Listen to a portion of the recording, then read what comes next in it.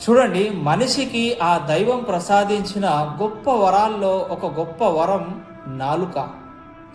మనిషి నాలుక చిన్నదైనా దీనివల్ల మనిషి గొప్ప విజయాలు సాధించవచ్చు, మనిషి అత్యున్నతమైన స్థాయికి చేరుకోవచ్చు.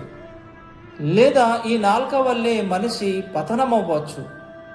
నోరు మంచిదైతే ఊరు మంచిదని మన పెద్దలు అంటుంటారు.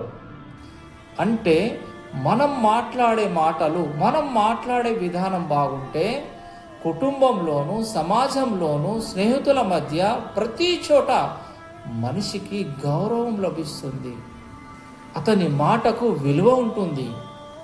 మన నాలుకను మనం అదుపులో పెట్టుకుంటే అబద్ధాలు చెప్పడం, దూషించడము, అవమానించడం, కించపరచడం, నిందించడం, అపనిందలు వేయడం, వెక్కిరించడం, అహంకారపు మాటలు మాట్లాడడం, ఒకరి మనసు నొప్పించే విధంగా మాట్లాడడం, ఇలాంటి పాపాలన్నిటికీ మనిషి దూరంగా ఉంటాడు.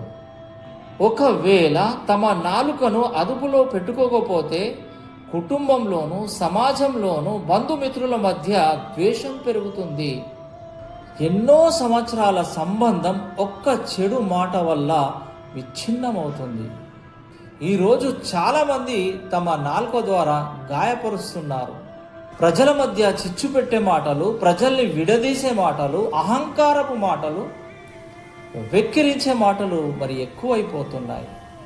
ఒక మంచి మాట ద్వారా మనిషి స్వర్గంలోకి వెళ్ళవచ్చు, ఒక చెడు మాట ద్వారా మనిషి నరకంలోకి వెళ్ళవచ్చు అని ప్రవక్త ముహమ్మద్ సల్లల్లాహు అలైహి వసల్లం వారు అన్నారు. మనం మాట్లాడిన ప్రతి మాటకు ప్రళయం రోజున లెక్క చెప్పుకోవాల్సి ఉంటుంది. అందుకే ప్రతి మాటకు ఆలోచించి జాగ్రత్తగా మాట్లాడాలి. ప్రవక్త ముహమ్మద్ సల్లల్లాహు అలైహి వసల్లం వారు ఏమన్నారంటే, ఎవరైతే తమ నాలుకను అదుపులో పెట్టుకుంటారో ఇలాంటి వారు ఇహ పరలోకాలలో సఫలీకృతులవుతారు అని అన్నారు.